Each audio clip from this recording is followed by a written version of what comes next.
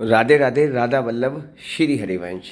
जैसा कि आपको पता है, हम नित्य प्रतिदिन श्री धाम वृंदावन की परिक्रमा करते हैं और आप भी हमारे साथ में जुड़कर नित्य प्रतिदिन हमारे साथ में डिजिटल परिक्रमा करते हैं।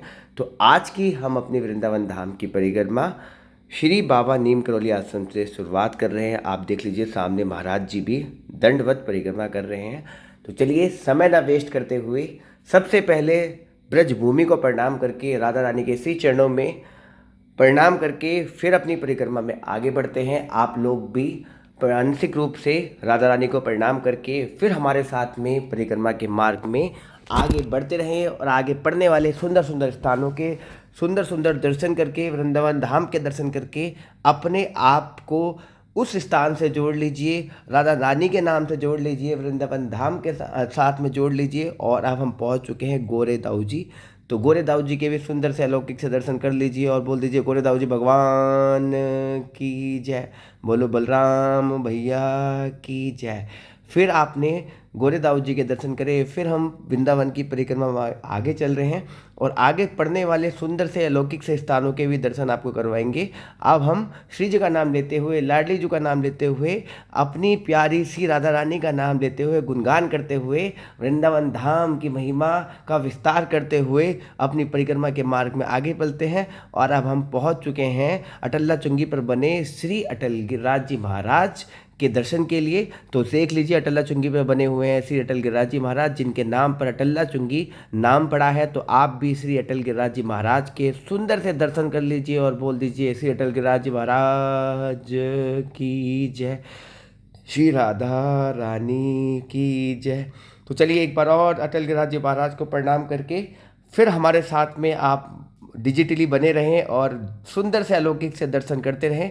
देख लीजिए, अब हम अटल्ला चुंगी से आगे की तरफ चलते हैं। कई हमारी बहनें जो है यहाँ पर दंडवत परिक्रमा भी कर रही हैं। अब अटल्ला चुंगी से चलते चलते हम सीधे पहुँच गए गौरी गोपाल आश्रम के आगे बने हुए सुंदर से अलौकिक से हमारे प्यारे से लड्डू गोपाल, व्रज के बहुत ही प्यारे से नंद के गोपाल और व्रज के कान्हा, हमारे छोटे से मनमुग्ध करने वाले प्यारे से कान्हा, जो कि राधा रानी के ध्यान में है, राधा रानी के चिंतन में है। आप इनको प्रणाम कर लीजिए और बोल दीजिए, लड्डू गोपाल की जय, श्री राधा रानी की जय। फिर आगे चलते हैं और आगे पढ़ने वाले सुंदर से स्थानों के भी आपको अलौकिक से दर्शन करवाते हैं। और देख लीजिए, कितना मनमोहक सा दृश्य है वृंदावन धाम का। और चलते चलते हम पहुंच चुके हैं गौरी गोपाल वृद्धाश्रम। पीछे जो आपने दर्शन किए थे वो गौरी गोपाल गौशाला के बगल में बने हुए छोटे से लड्डू गोपाल के दर्शन थे। अब आप दर्शन कर रहे हैं गौरी गोपाल वृद्धाश्रम, जहाँ पर वृद्ध माताएं रहती हैं। साथ ही साथ यहाँ पर 24 घंटे भोजन की व्यवस्था रहती है, जहाँ पर निःशुल्क डेली 30 से 40 हज़ार आदमी प्रसाद ग्रहण करते हैं।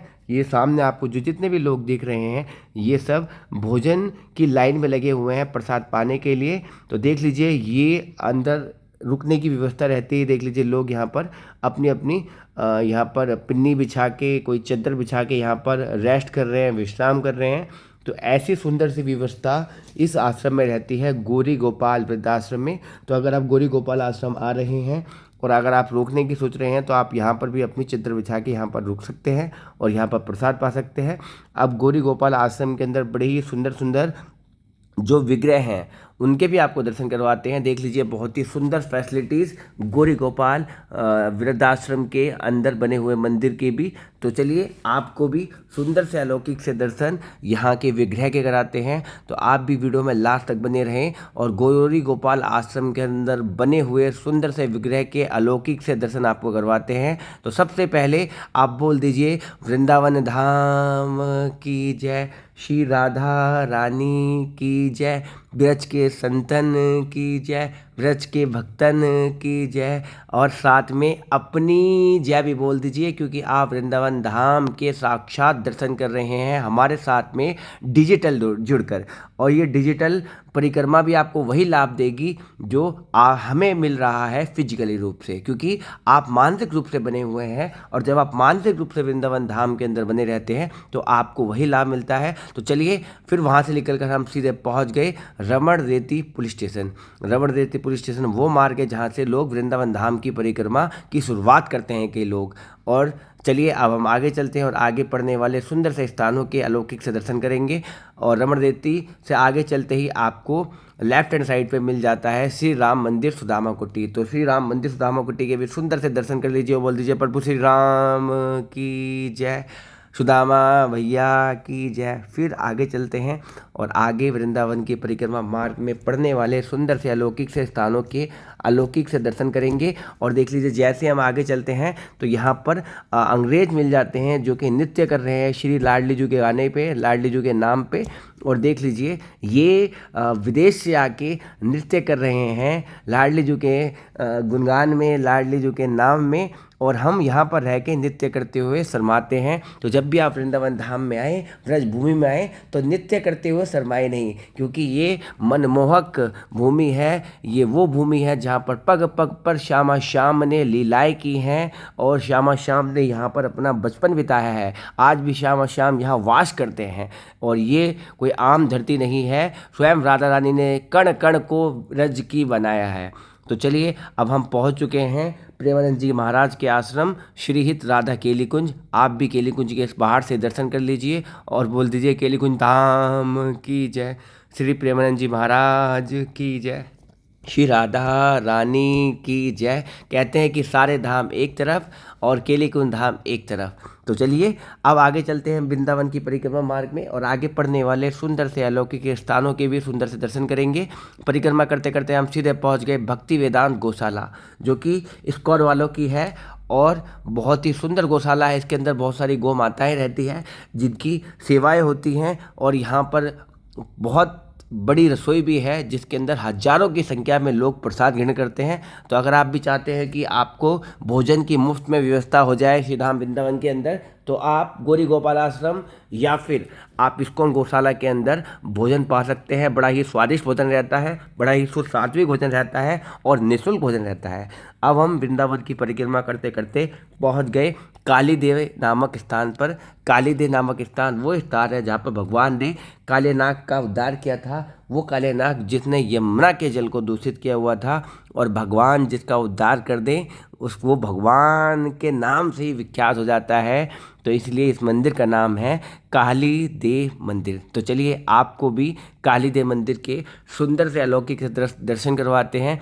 और आप देखेंगे ये काले नाग के ऊपर भगवान मृदंग करते हुए भगवान खड़े हैं। भगवान के द्वारा काले नाग का उद्धार किया गया था और उसके बाद में भगवान जिसका उद्धार कर दें तो वो अपने आप में भगवान में ही लीन हो जाता है। और सामने जो आप वृक्ष देख रहे हैं ये कदम का वृक्ष, और बताते हैं कि इस वृक्ष के ऊपर श्यामा श्याम यानी कि हमारे कान्हा जी और उनके सखा जन इस पेड़ के ऊपर ही झूला करते थे, खेला करते थे। फिर हम वृंदावन की परिक्रमा में चलते चलते पहुंच गए वृंदावन की सबसे बड़ी शिवलिंग यानी कि भगवान भोलेनाथ की सबसे बड़ी शिवलिंग जो वृंदावन धाम के अंदर है।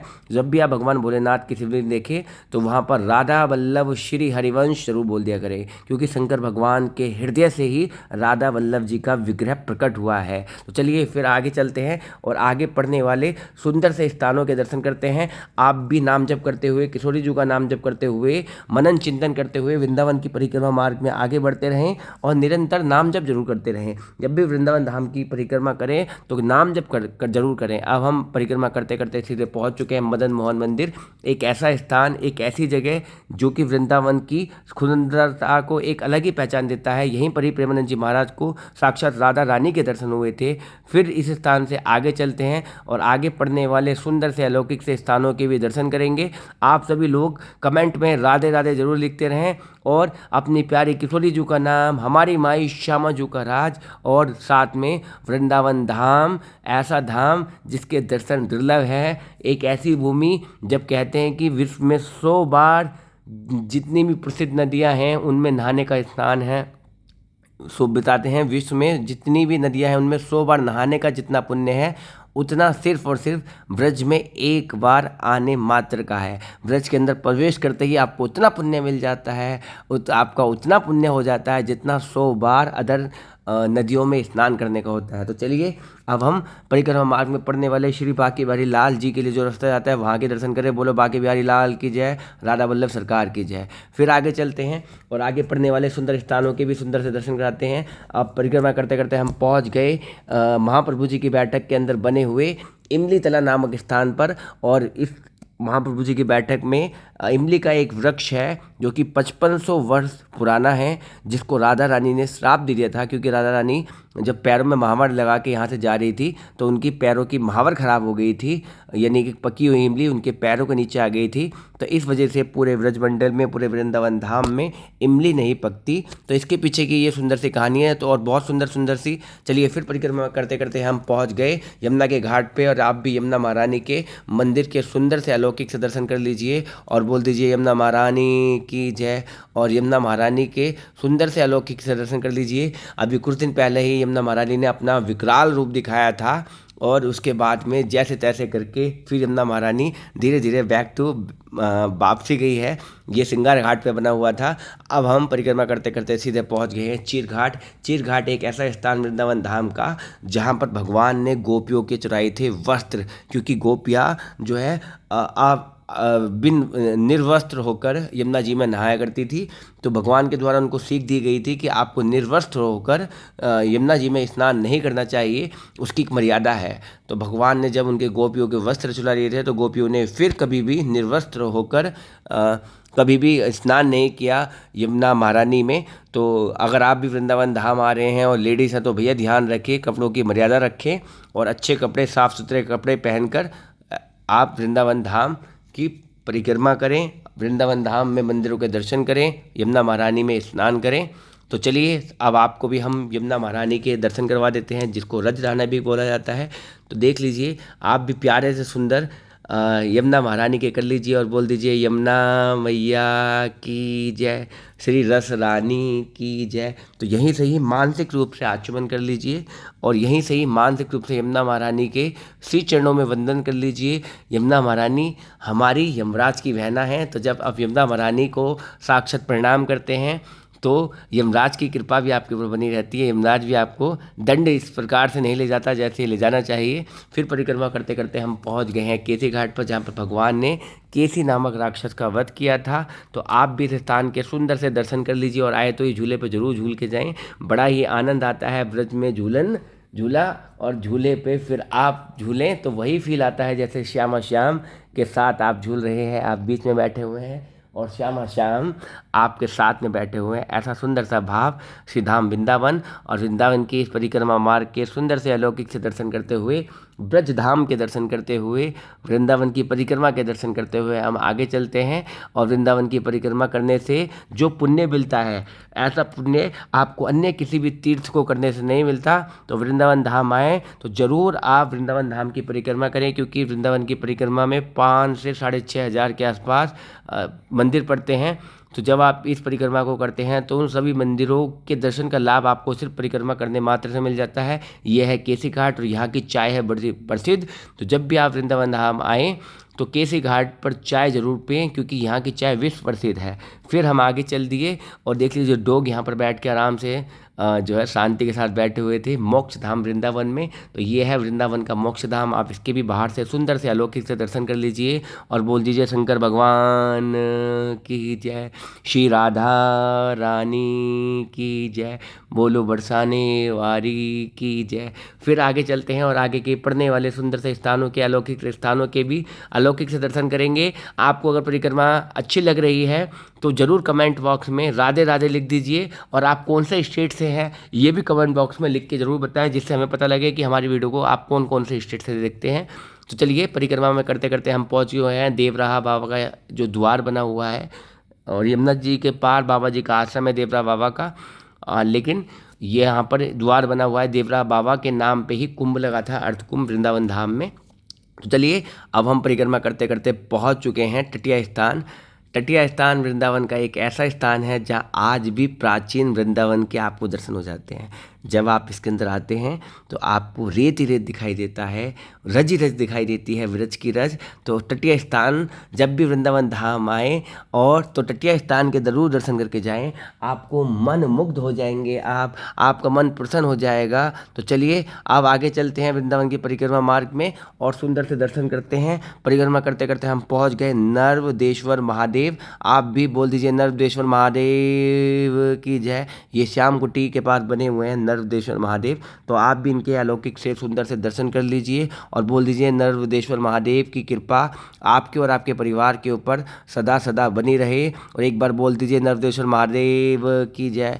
फिर वृंदावन की परिक्रमा में आगे चलते हैं और आगे भी पड़ने वाले सुंदर से स्थानों के अलौकिक से स्थानों के दर्शन करेंगे और परिक्रमा का लाभ उठाएंगे। आपको भी अगर परिक्रमा अच्छी लग रही है तो वीडियो को लाइक जरूर कर दें और अपने दोस्तों के साथ शेयर कर दें। फिर परिक्रमा करते करते हम पहुंच चुके हैं तुलसी तपोवन, यानी कौशिक जी महाराज का ये आश्रम है और तुलसी तपोवन गौशाला भी है यहाँ पर। तो इसके भी सुंदर से अलौकिक से दर्शन आपने करे और एक बार पुनः बोल दीजिए कौशिक जी महाराज की जय, श्री राधा रानी की जय, श्री वर्षाना धाम की जय, राधे राधे। तो भैया लाइव में जुड़े रहें। अब हम दोबारा से वृंदावन की परिक्रमा करते करते श्री पहुंच चुके हैं माँ चामुंडा देवी के द्वार पर। तो चलिए आप भी सबसे पहले सामने से माँ चामुंडा देवी के दर्शन कर लीजिए, माँ चामुंडा देवी के द्वार के दर्शन कर लीजिए और यहीं से ही माँ चामुंडा के श्री चरणों में यहीं से प्रणाम कर दीजिए, यहीं से वंदन कर दीजिए और बोल दीजिए माँ चामुंडा देवी की जय। देख लीजिए इस स्थान पे भी यमुना महारानी का पानी भर गया था, तो पाइप के द्वारा यहाँ से पानी निकाला जा रहा है। आप देखेंगे तो पानी निकल रहा है यहाँ से। तो आप भी बोल दीजिए एक बार अगेन माँ चामुंडा देवी की जय। फिर आगे चलते हैं वृंदावन की परिक्रमा मार्ग में और सुंदर से पड़ने वाले स्थानों के अलौकिक से दर्शन करेंगे। आपको वृंदावन की परिक्रमा कैसी लग रही है कमेंट बॉक्स में ज़रूर बताएं। तो चलिए फिर आगे चलते हैं और आगे चलते हम थोड़ी ही देर में पहुंच जाएंगे बाबा नीम करोली जी के आश्रम, जहां से हमने श्रीधाम वृंदावन की परिक्रमा की शुरुआत की थी। तो अगर आप भी वृंदावन आने की सोच रहे हैं तो वृंदावन की ये परिक्रमा 12 किलोमीटर की परिक्रमा है, जिसको करने में 2.5 से 3 घंटे, अगर आप पहली बार कर रहे हैं तो आपको 3.5 से 4 घंटे का समय भी लग सकता है। तो आप आ जाइए वृंदावन धाम और वृंदावन की ये 12 किलोमीटर की परिक्रमा जरूर करें, क्योंकि इस परिक्रमा को करने मात्र से आपको वृंदावन के 5,500 से 6,000 के आसपास जो मंदिर है वृंदावन धाम के अंदर, उन सभी मंदिरों के दर्शन का लाभ इसको इस परिक्रमा करने मात्र से मिल जाता है।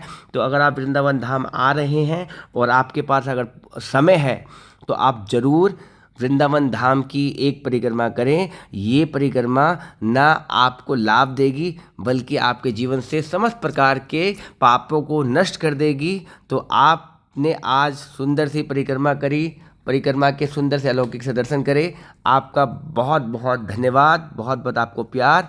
राधे राधे।